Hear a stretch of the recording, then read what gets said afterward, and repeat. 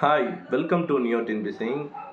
நீங்கள் டிஎன்பிசி ஆஸ்பிரண்டாக இருந்தால் கண்டிப்பாக இந்த வீடியோவை பாருங்கள். இது உங்களுக்காக தான்.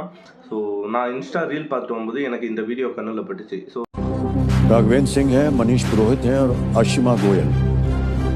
सर मैं आशिमा गोयल। आशिमा जी, हमारे सामने अभिनव सिंह बैठे हैं हॉट सीट पर। जी सर। ஸோ இது என்ன அப்படின்னு பார்த்தோம்னா, இந்தியில் வந்து ஒரு கேம் ஷோ.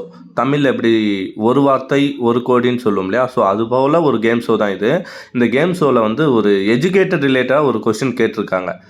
அந்த கொஸ்டின் என்ன அப்படின்னு பார்த்தோம்னா, in ancient Indian literature the term Yavana is mainly used to refer to people from which culture அப்படின்றதான் கொஸ்டின். பண்டைய கால இந்திய இலக்கியங்களில் யவனர்கள் என்று குறிப்பிடக்கூடிய மக்கள் எந்த நாட்டை சார்ந்தவர்கள் அப்படின்றது தான் இந்த கொஸ்டின்.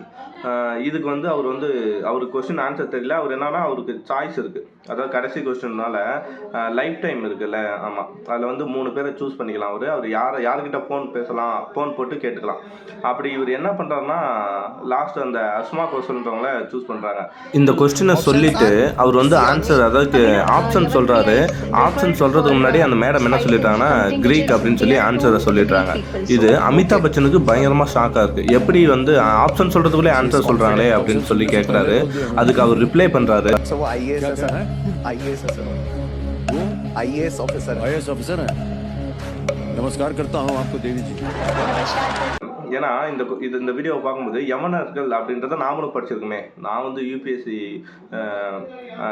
ஆஸ்பிரண்ட் கிடையாது, நம்ம ஒரு டிஎன்பிசி ஆஸ்பிரண்ட் தான். ஸோ ஆனால் வந்து அங்கே என்ன இருக்குது அப்படின்னு பார்த்தோம்னா, இதை நாமளும் படிச்சிருக்குமே. ஒரு குரூப் 4 படித்த பையன், ஒரு குரூப் 4ல் பாஸ் ஆன பையனும் கிடையாது, பாஸ் ஆன பையன் நினச்சிக்கிறான். ஒரு குரூப் டிஎன்பிசி நார்மலாக படித்த ஒரு பையன், அந்த விஷயம் எனக்கும் தெரிஞ்சிருக்கே, ஒரு ஐஏஎஸ் ஆஃபீஸருக்கு தெரிஞ்ச விஷயம் எனக்கு தெரிஞ்சிருக்கே அப்படின்றது தான் இங்கே பெருமை.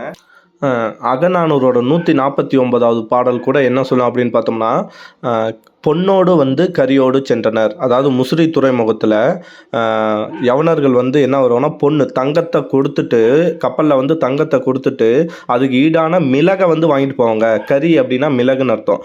வாங்கிட்டு போனாங்க அப்படின்னு சொல்லி நம்ம தமிழ் புக்கில் இருக்குது. ஒவ்வொரு டிஎன்பிசி ஸ்டூடெண்ட்டும் இதை படிச்சிருப்போம். ஓகேங்களா? ஒரு குரூப் 4 ஸ்டூடெண்ட்டு கூட இந்த விஷயம் தெரிஞ்சிருக்கும் அப்படின்றதான் நான் இங்கே சொல்லிக்க விரும்புகிறேன். சரிங்களா? ஸோ நான் எப்பயுமே சொல்லியிருக்கேன், நீங்கள் குரூப் 2 குரூப் 1 எது படித்தாலும் சரி, குரூப் 4 நல்லா ஸ்ட்ராங்காக படிங்க.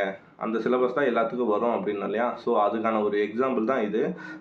நீங்கள் என்ன பண்ணணும்னா, டிஎன்பிசி படிக்கிறவங்க நல்லா ஸ்ட்ராங்காக இதை படிச்சுக்கங்க. கண்டிப்பாக எனக்கு இது மோட்டிவேட்டாக இருக்குது. குரூப் 4 படித்த நமக்கு இது இன்னும் என்ன இருக்குது, யூபிஎஸ்சி அளவுக்கு நம்ம படிக்கலாம். இந்த பேஸ் ஸ்ட்ராங்காக வச்சுட்டு, குரூப்பில் இருக்கிற ஸ்ட்ராங்காக வச்சுட்டு யூபிஎஸ்சியும் ட்ரை பண்ணலாம் அப்படின்ற ஒரு மோட்டிவேஷனை கொடுக்குது. ட்ரை பண்ணி தான் பார்ப்போம் அதில் என்ன இருக்குது. எல்லா டிஎன்பிசி ஆஸ்பிரண்ட்டுக்கும் நான் என்ன சொல்லுவேன்னா, படிக்கிறத நல்லா ஸ்ட்ராங்காக படிங்க. ஓகேங்களா? குரூப் 4 சிலபஸை நல்லா ஸ்ட்ராங்காக படிச்சிங்கன்னா நீங்கள் எந்த எக்ஸாம் வேணாலும் அட்டன் பண்ணலாம். ஓகேங்களா? Okay, thank you bye neo.